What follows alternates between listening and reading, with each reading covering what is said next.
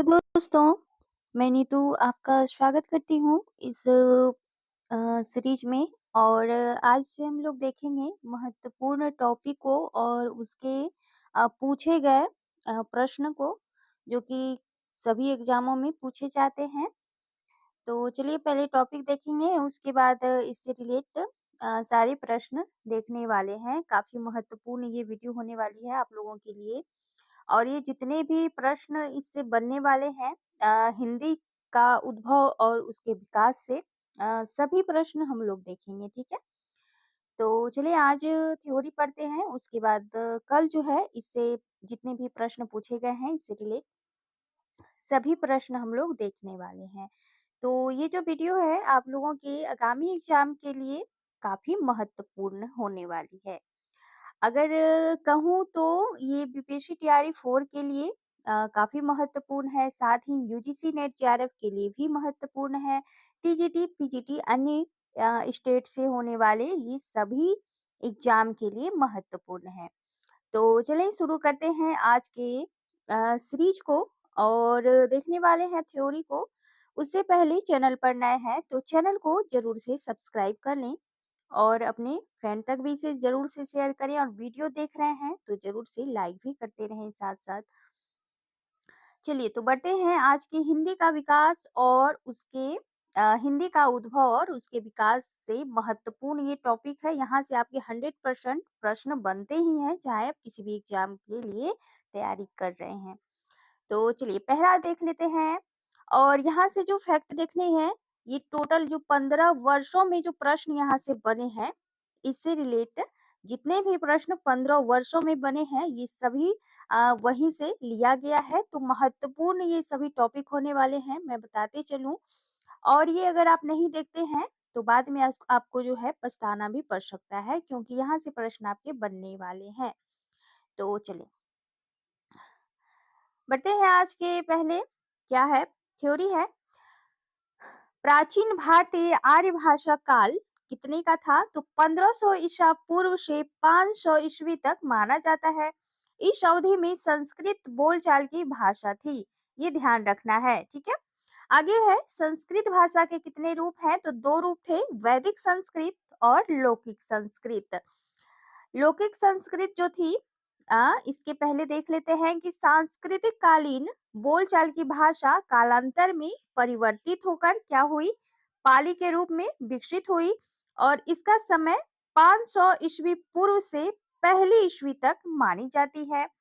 पाली का मानक स्वरूप क्या था? तो बौद्ध साहित्य में यहाँ पर आपको मिल सकता है। जैसे बौद्ध साहित्य में आप पाली को देख पाएंगे या पढ़ पाएंगे, समझ पाते उस टाइम पीरियड में, जो कि बौद्ध साहित्य में आप पाली को एक मानक स्वरूप, जिस तरह भाषा अभी आप खड़ी बोली का इस्तेमाल करते हैं, बोलचाल के रूप में बोलचाल की भाषा आप अपनाते हैं या बोलते हैं, उसी तरह बौद्ध साहित्य में उस टाइम में अब पाली भाषा का प्रयोग बखूबी देखा गया है।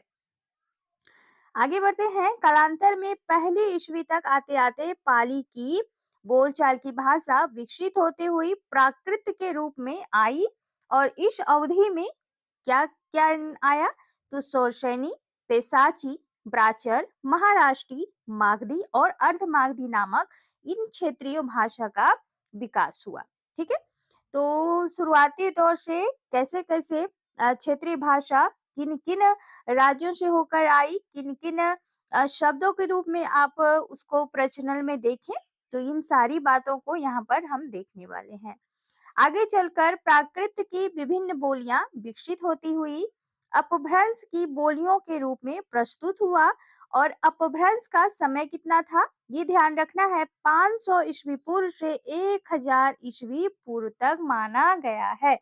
तो ये फैक्ट कि पाली का समय कितना था, तो 500 ईस्वी पूर्व से पहली ईस्वी तक प्राकृत का टाइम क्या था, और फिर अपभ्रंश का टाइम क्या है। आपको शायद दिख रहा होगा, थोड़ा सा ब्लर दिख रहा है, ठीक है। लेकिन ये आज भर रहेगा, उसके बाद मैं ठीक कर लूंगी। तो थोड़ा सा जो मैं बता रही हूँ उस पर थोड़ा सा ध्यान केंद्रित करना है आपको, ठीक है। चलिए आगे देखते हैं, अपभ्रंश और पुरानी हिंदी के मध्य का समय क्या कहलाता है? तो संक्रांति काल कहा जाता है, और इसी संक्रांति काल भाषा को चंद्रधर शर्मा गुलेरी जी ने पुरानी हिंदी कहा है। तो यहाँ से आपको चीजें स्पष्ट होती जा रही है कि पुरानी हिंदी किसे कहा जाता है। तो अपभ्रंश और पुरानी हिंदी के जो मध्य का जो समय था, ठीक है, अपभ्रंश और पुरानी हिंदी के जो मध्य का समय था उसे संक्रांति काल कहा जाता था। और इसी संक्रांति कालीन भाषा को चंद्रधर शर्मा गुलेरी ने क्या कहा, तो पुरानी हिंदी कहा है। ये स्पष्ट रूप से यहाँ पर आपको ज्ञातव्य हो गया। आगे बढ़ते हैं। शोरसेनी अपभ्रंश में शोरशनी अपभ्रंश में क्या है कि पुरानी हिंदी, राजस्थानी, पहाड़ी और गुजराती भाषाओं का उद्भव हुआ है। यानी शोरशनी से किसका उद्भव हुआ है, तो पश्चिमी हिंदी का, राजस्थानी का, पहाड़ी का, गुजराती भाषा का। तो इन सभी को ध्यान में रखना है क्योंकि पूछा जाता है कि शोरशनी अपभ्रंश में कौन सी भाषा शामिल नहीं है, तो ध्यान रखना है। आगे बढ़ते हैं। पेशाची अपभ्रंश से लहंदा, पंजाबी, ब्राचर अपभ्रंश से सिंधी और महाराष्ट्री अपभ्रंश से और मराठी भाषा का उद्भव हुआ है। तो ये थोड़ा सा ध्यान रखना है कि पेशाची अपभ्रंश से लहंदा और पंजाबी, ब्राचर अपभ्रंश से सिंधी और महाराष्ट्री और जो महाराष्ट्री अपभ्रंश से मराठी का भाषा का उद्भव यहाँ पर आप देख पाएंगे।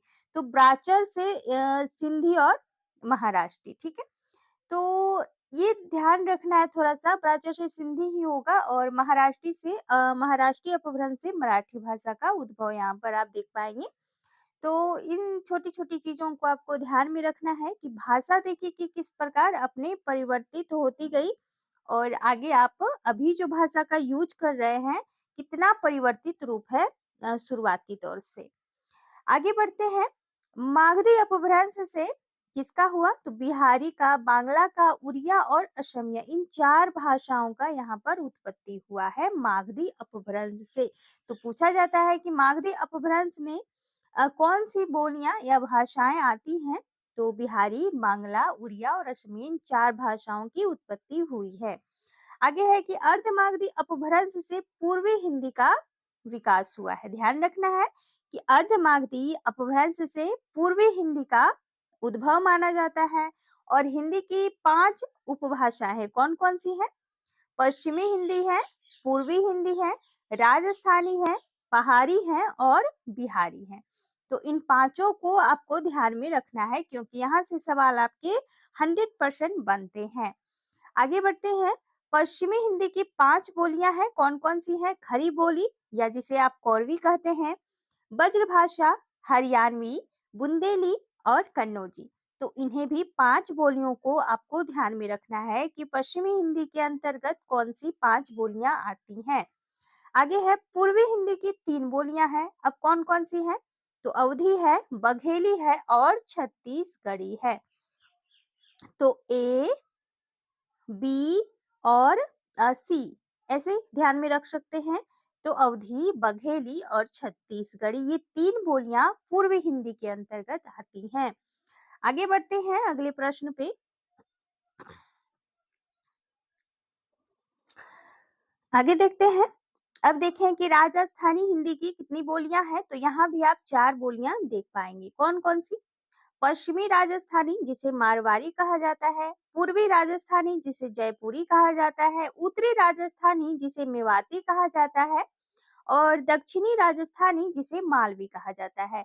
तो राजस्थानी के अंतर्गत आने वाली इन 4 बोलियों को आपको एकदम से ध्यान में रखना है। यहाँ से प्रश्न आपके बनेंगे। आगे बढ़ते हैं। अगला है पहाड़ी हिंदी की बोलियों के 2 भाग हैं। कौन-कौन सी हैं? पहाड़ी हिंदी को ध्यान में रखना है। पश्चिमी पहाड़ी जो कि जोनसोर, सिरमौर, शिमला, मंडी, चंबा के आसपास के क्षेत्र में बोली जाती है। ये पश्चिमी पहाड़ी के अंतर्गत आती हैं। दूसरी है मध्यवर्ती पहाड़ी। मध्यवर्ती पहाड़ी कौन सी कहलाई? तो कुमाऊनी और गढ़वाली। ये बोलियां मध्यवर्ती पहाड़ी के अंतर्गत आती हैं। ठीक है। आगे है बिहारी हिंदी की कितनी बोलियां हैं? तो बिहारी हिंदी की टोटल 3 बोलियां हैं। कौन सी?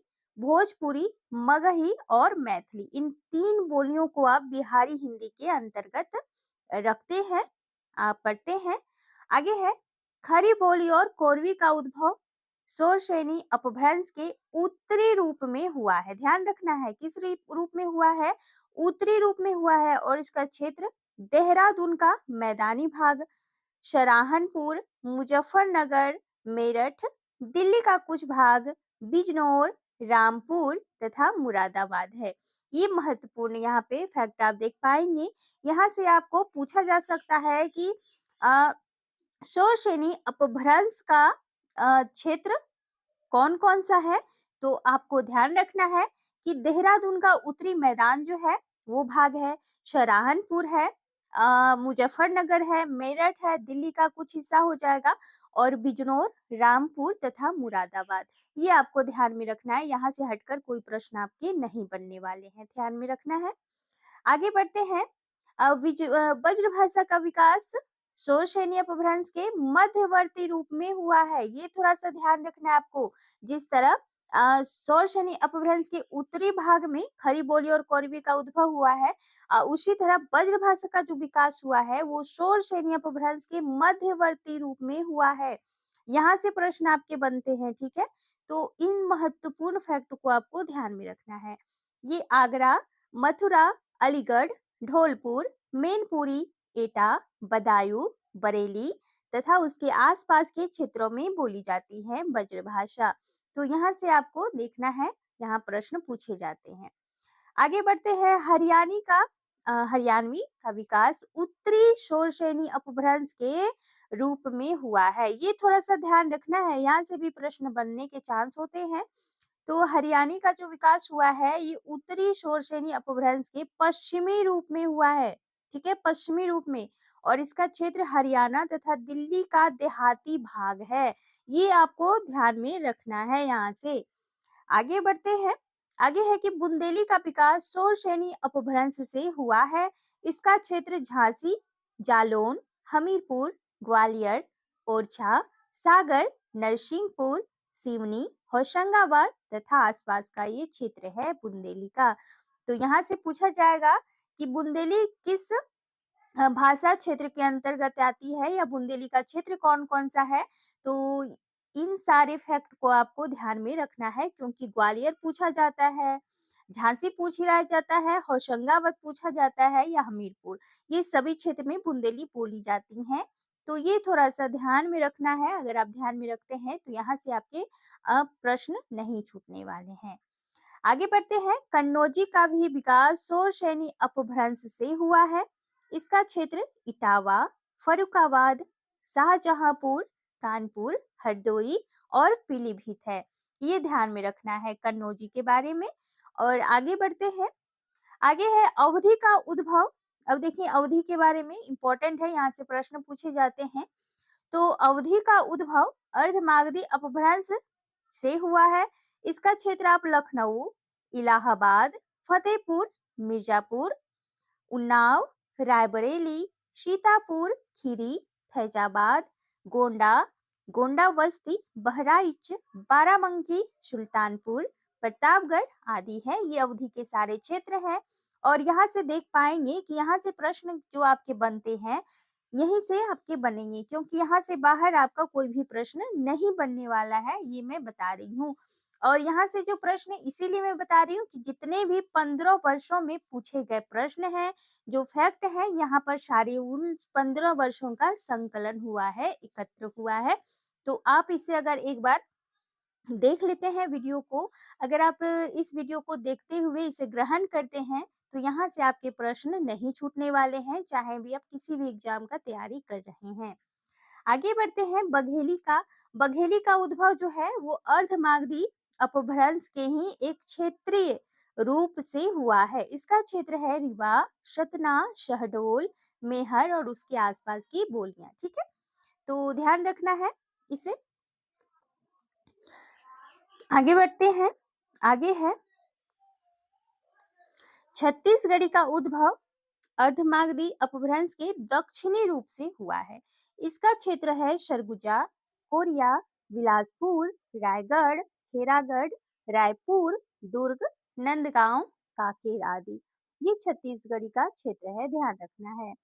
आगे है पश्चिमी राजस्थानी जो कि मारवाड़ी के नाम से जानी जाती है। इसका क्षेत्र है जोधपुर, मेवाड़, सिरोही, जैसलमेर, बीकानेर आदि। आगे है पूर्वी हिंदी जो कि जयपुर या ढूंढानी। अब ध्यान रखना है कि ढूंढानी भी जयपुरी को ही कहा जाता है जो जिसे पूर्वी राजस्थानी कही जाती है। ये थोड़ा सा ध्यान रखना है आपको।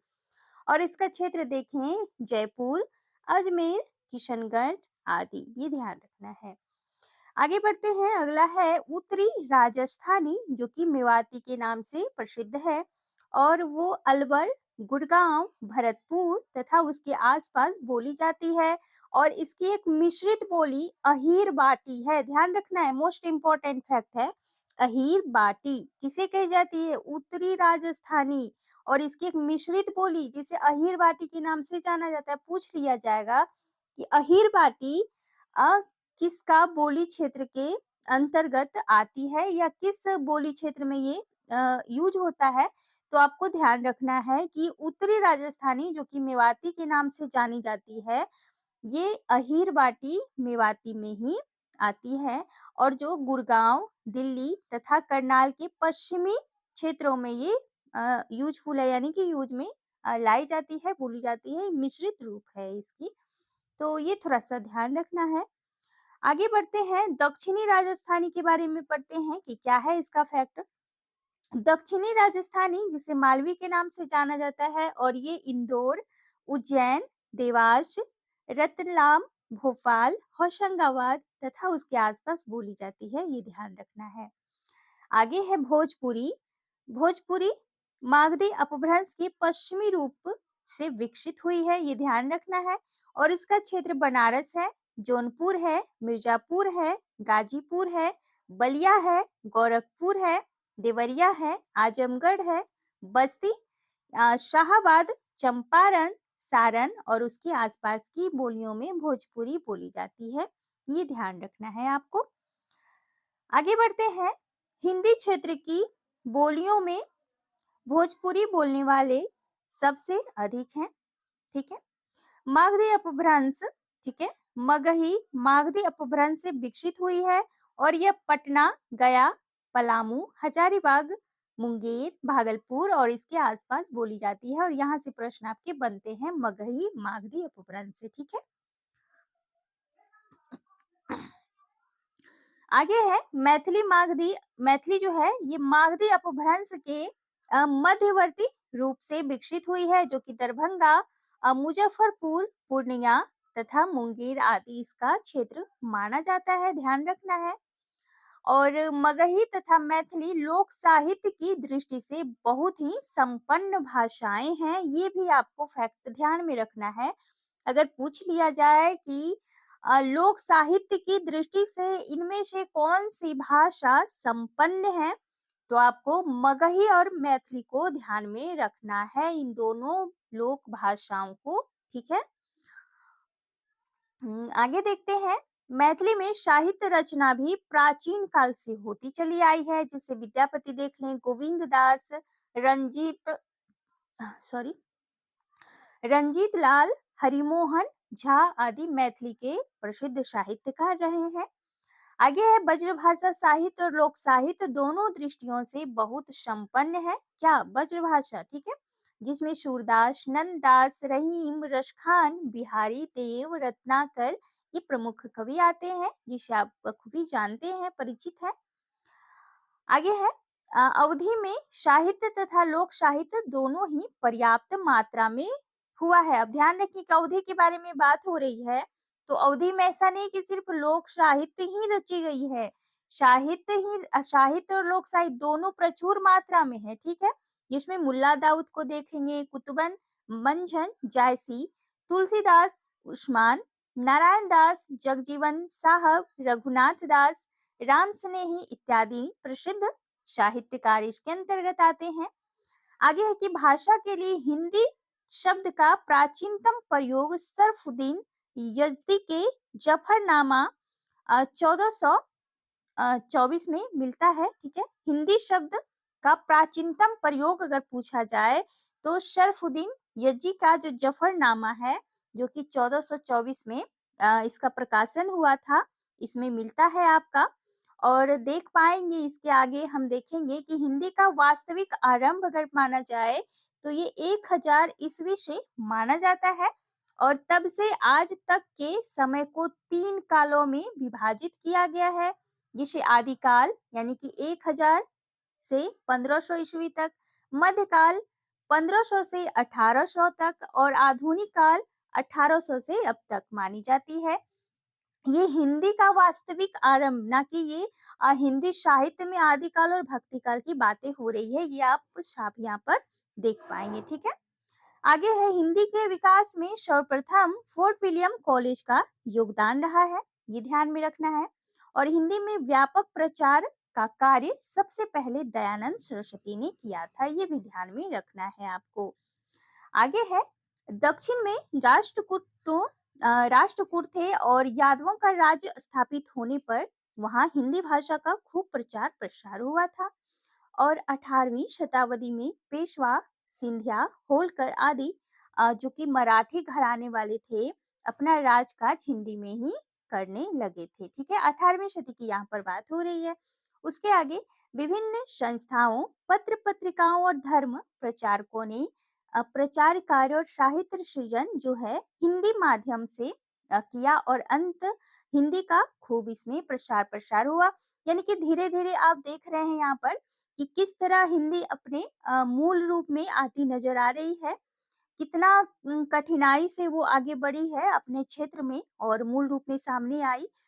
तो उसी तरह आपका भी व्यक्तित्व है, आप भी निखर कर अगर कठिनाई जैसे भी हो कठिनाई तो होगी ही, किसी भी चीज़ में स्ट्रगल करना पड़ता है, तब जाकर आपको सक्सेस मिलती है और आप निखरते हैं। उसी प्रकार हिंदी का भी आप देख सकते हैं कि आपने कितना शुरुआती से अभी अंत तक पढ़ा कि पाली, प्राकृत, अपभ्रंश, उसका पश्चिमी रूप, पूर्वी रूप, अर्धमागधी, पूर्वी हिंदी, मतलब तमाम भाषाएँ, क्षेत्र क्षेत्र या फिर बोलियाँ कह सकते हैं, तमाम एक दूसरे से मिल बाँट कर ही आगे बढ़े हैं।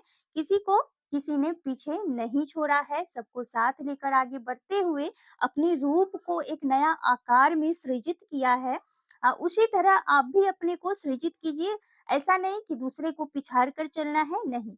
वो भी अपना कार्य कर रहे हैं, आप भी अपना कार्य करें ईमानदारी पूर्वक, तो आप किसी को पछाड़े बिना, किसी को नीचा दिखाए बिना अपने रूप को ऐसा निखारिए कि वो अपने आप रूप आपका निखर जाए। उसी तरह यहाँ पर संस्कृत जो कि जननी मानी जाती है, उससे उसी के गोद से फली बढ़ी हमारी हिंदी और यहाँ तक आप पढ़ पा रहे हैं, सुन पा रहे हैं, समझ पा रहे हैं, तो देखेंगे हिंदी कितना विस्तृत है, उसका जो जन्म है, जन्म स्थली जो है कितना विस्तृत है, उसका क्षेत्र कितना विस्तृत है, तो ये बोलने वाली बात नहीं है।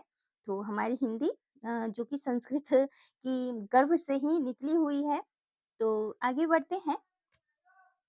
अब देख लें कि ईसाई मिशनरियों ने अपने धर्म प्रचार का अखिल भारतीय माध्यम हिंदी को ही बनाया, ठीक है। ईसाइयों ने, ठीक है, हिंदी को ही बनाया। अखिल प्रसार जो भारतीय माध्यम था वो हिंदी को ही बनाया अपने धर्म प्रचार के लिए। ईसाइयों की बात यहाँ पर हो रही है। उसके बाद मुस्लिम साम्राज्य के विस्तार के साथ ही हिंदी भाषा आंध्र, कर्नाटक आदि प्रदेशों में प्रसारित होने लगी। मुस्लिम साम्राज्य, ठीक है। ईसाई के बाद मुस्लिम का प्रादुर्भाव हुआ था इसमें। और स्वाधीनता संग्राम आंदोलन की भाषा हिंदी होने से हिंदी का पूरा देश में व्यापक प्रसार प्रसार हो गया। तो इस तरह देख पा रहे हैं कि किस तरह से हिंदी अपने धीरे-धीरे अपने व्यक्तित्व को निखारते हुए आगे बढ़ी है। और संविधान के अनुच्छेद 343 के अनुसार संघ की राजभाषा हिंदी और लिपि जो है देवनागरी हुई। यहाँ पर आप देख पाए हैं कि कितना कठिनाई से वो आगे आई और फिर संविधान में अपना स्थान ग्रहण उसने किया है। संविधान का अनुच्छेद 344 में राष्ट्रपति द्वारा राष्ट्रभाषा आयोग एवं संसदीय समिति के गठन से संबंधित है, ये भी फैक्ट आपको ध्यान में रखना है। संविधान का अनुच्छेद 345 में राजभाषा तथा राजभाषाओं से संबंधित है, ये भी ध्यान में रखना है। आगे है अष्टम सूची। अब देखेंगे अष्टम सूची जिसमें अनुच्छेद 344 एक और 1351 में 22 भाषाएं सम्मिलित थी। ठीक है, ध्यान में रखना है, यहाँ पर अष्टम सूची की बात हो रही है। पूछी जाती है कि अष्टम सूची में कितनी भाषाएं शामिल थी, तो आप बोलेंगे कि 22 भाषाएं शामिल थी। और अनुच्छेद कितना, तो 344 के एक और 351 में। अब देखें कौन कौन सी भाषाएं वो थी, तो असमिया थी, उड़िया थी, उर्दू, कन्नड़, कश्मीरी, गुजराती, तमिल, तेलुगु, पंजाबी, बांग्ला, मराठी, मलयालम, संस्कृत, सिंधी, हिंदी, नेपाली, मणिपुरी, कोंकणी, बोडो, मैथिली, संथाली और डोगरी। ये 22 भाषाएं शामिल थी अष्टम सूची में। ठीक है, आगे बढ़ते हैं। आगे है कि हिंदी, सॉरी, जिस भाषा में शासन का कामकाज संपादित होता है उसे क्या कहा जाता है, उसे राजभाषा कहते हैं। और अशोक के समय में पाली राजभाषा थी। ये ध्यान में रखना है कि अशोक के समय में जो राजभाषा थी वो क्या थी, तो पाली थी। ठीक है, आगे बढ़ते हैं। अकबर के शासनकाल में, अब देखिए अकबर के शासनकाल में टोडरमल के आदेश से फारसी राजभाषा घोषित की गई थी। यहाँ पर फैक्ट को ध्यान में रखना है कि अशोक के समय में पाली राजभाषा थी, लेकिन अकबर के शासनकाल में टोडरमल के आदेश से, किसके आदेश से, टोडरमल के आदेश से फारसी राजभाषा घोषित की गई थी। तो अकबर के शासनकाल में फारसी राजभाषा थी और अशोक के शासनकाल में जो राजभाषा थी वो पाली थी। ये फैक्ट को ध्यान में रखना है। ब्रिटिश, यहाँ पर देख लें कि ब्रिटिश शासन में लॉर्ड मेकाले के प्रयास से अंग्रेजी राजभाषा पद पर सुशोभित हुई। तो ब्रिटिश काल में लॉर्ड मेकाले के द्वारा जो राजभाषा थी वो अंग्रेजी हुई थी। ठीक है, अब आगे बढ़ते हैं अगले। अब यहाँ देखेंगे कि क्या है कि अशोक के अभिलेख जो थी ब्राह्मी, खरोष्टी, ग्रीक और अरमाइक लिपि में है। ये ध्यान में रखना है, पूछा जा सकता है। ठीक है, आगे है कि लिपि के अर्थ में नागरी या देवनागरी का सर्वप्रथम उल्लेख 8वीं शती के गुजराती राजा जय भट्ट के लेख में मिलता है। ये इंपॉर्टेंट फैक्ट है, ध्यान में रखना है। आगे है बौद्ध ग्रंथ जो कि ललित विस्तार में विभिन्न प्राचीन भारतीय लिपियों का उल्लेख है। खरोष्टी लिपि की उत्पत्ति अरमाइक लिपि से हुई है तथा यह दाईं से बाईं ओर लिखी जाती है। यहाँ पर आपको ध्यान रखना है कि जो खरोष्टी लिपि है वो दाईं से बाईं ओर लिखी जाती है। आगे बढ़ते हैं। देवनागरी लिपि का उद्भव भारत की प्राचीनतम ब्राह्मी लिपि से माना जाता है, जो कि 400 ईस्वी में ब्राह्मी लिपि को गुप्त लिपि, ठीक है, गुप्त लिपि, ब्राह्मी लिपि, उसके बाद गुप्त लिपि, ठीक है, जो कि 600 ईस्वी में कुटिल लिपि उसके बाद विकसित हुई। और कुटिल लिपि से लगभग 8वीं 9वीं शताब्दी में प्राचीन नागरी लिपि का विकास होता है।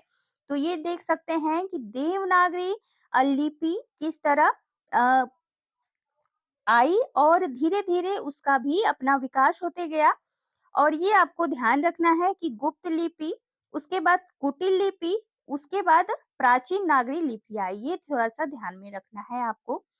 आगे बढ़ते हैं। आगे है कि प्राचीन नागरी लिपि को ही आप देवनागरी जान पाए हैं, समझ पाए हैं, जिसे देवनागरी कहा जाता है। और इसका विकास जो था वो 15वीं और 16वीं शताब्दी से माना जाता है। ये ध्यान रखना है। दक्षिण भारत में देवनागरी को ही नंद नगरी कहा गया है। ठीक है, और देवनागरी लिपि के अनुरूप संकेतों की दृष्टि से सर्वश्रेष्ठ और वैज्ञानिक लिपि है। अब यहाँ पर प्रश्न पूछा जाता है कि देवनागरी की जो है सबसे विशिष्ट जो है इसकी विशेषता आप बता सकें, तो वो विशेषता क्या हो सकती है। तो इसकी जो लिपि होती है देवनागरी लिपि, वो ध्वनि के अनुरूप यानी संकेतों की दृष्टि से माने तो वो सर्वश्रेष्ठ और वैज्ञानिक लिपि है। ये थोड़ा सा ध्यान में रखना है क्योंकि यहाँ से प्रश्न आपके पूछे जाते हैं। देवनागरी का सर्वप्रथम उल्लेख 8वीं शती के गुजरात के राजा जय भट्ट के लेख में मिलता है। ये ध्यान रखना है कि सर्वप्रथम उल्लेख आप कब पाते हैं, तो 8वीं शती के गुजरात के राजा जय भट्ट के लेख में। ठीक है, आगे है कि देवनागरी लिपि में सुधारों का सर्वप्रथम जो प्रयत्न था वो महादेव गोविंद रनाडे ने किया था। ये प्रयत्न, ठीक है, ध्यान में रखना है, सुधार इसमें जो देवनागरी लिपि में सुधारों का सर्वप्रथम यानी कि उसमें क्या सुधार होना चाहिए कि सबसे पहले प्रयास किसने किया था? तो महादेव गोविंद रानाडे थे, ध्यान रखना है इसे। बिहार में देवनागरी लिपि प्रचलित करने का श्रेय भूदेव मुखोपाध्याय को है। ये मोस्ट इम्पोर्टेंट है आपकी बीपीएससी टीआरई 4 के लिए। पूछ लिया जाएगा कि बिहार में देवनागरी लिपि प्रचलित किसने किया था, इसका श्रेय किसे गया है? तो वो थे भूदेव मुखोपाध्याय। ये थोड़ा-सा ध्यान में रखना, यहाँ से प्रश्न पूछ लिया जाएगा। अगर आप नहीं पढ़ पाएँगे, तो ये आप गलत कर देंगे क्योंकि आप नहीं पढ़ते हैं उतना देवनागरी। ये पढ़ लेते हैं कि देवनागरी क्या है, कब विकसित हुआ है, इसका क्षेत्र क्या है, नहीं है, कब किस श्रेणी में लिखा गया, किस अनुच्छेद में आएगा, कहाँ विकास हुआ है। लेकिन अगर बिहार के बारे में पूछ लिया जाए तो आप फँस सकते हैं, तो इसीलिए ध्यान रखना है, ठीक है? नागरी लि लि जो नागरी अंकों का विकास है वो ब्राह्मी लिपि से हुआ है, ये आपको ध्यान में रखना है। इसके प्राचीनतम नमूने जो है 500 ईस्वी पूर्व के अशोक के शिलालेख में मिलता है। ये आपको फैक्ट ध्यान में रखना है। आगे है कि मानकीकरण का अर्थ है क्या है कि मान्य विशेषताओं के आधार पर पूछ लिया जाता है कि मानकीकरण का अर्थ जो वैज्ञानिक रूप में की गई है, तो मान्य विशेषताओं के आधार पर मानकीकरण का अर्थ है और केंद्रीय हिंदी निर्देशालय ने 1966 ईस्वी में देवनागरी लिपि का मानकीकरण किया था। पूछ लिया जाएगा कि हिंदी केंद्रीय निर्देशालय ने देवनागरी लिपि का मानकीकरण कब किया है? तो सबसे पहले मानकीकरण के अर्थ को आपको ध्यान में रखना है। उसके बाद देवनागरी लिपि का मानकीकरण कब हुआ है? तो ये हुआ है 1966 ईस्वी में, ठीक है? तो चलिए दोस्तों, आज आप लोगों ने देवनागरी अ, और उसके विकास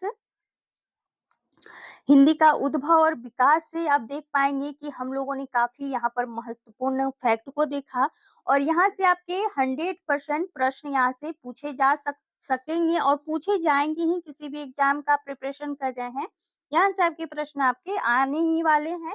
तो इस वीडियो को बिल्कुल भी स्किप ना करें, पूरी वीडियो बहुत ही गंभीरता के साथ देखें क्योंकि अगर एक वीडियो छोड़कर जाते हैं तो यहाँ से आपके 2-3 प्रश्न आपके स्वाभाविक रूप से छूटने वाले हैं, मैं बता रही हूँ।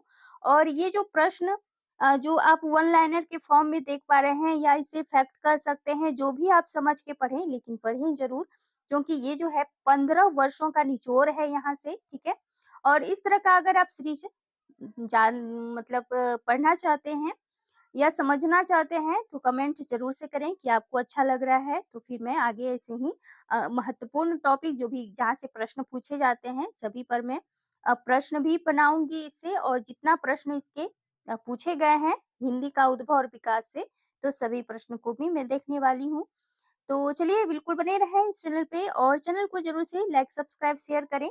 चलिए थैंक यू सो मच। फिर मिलती हूँ नए सीरीज़ में।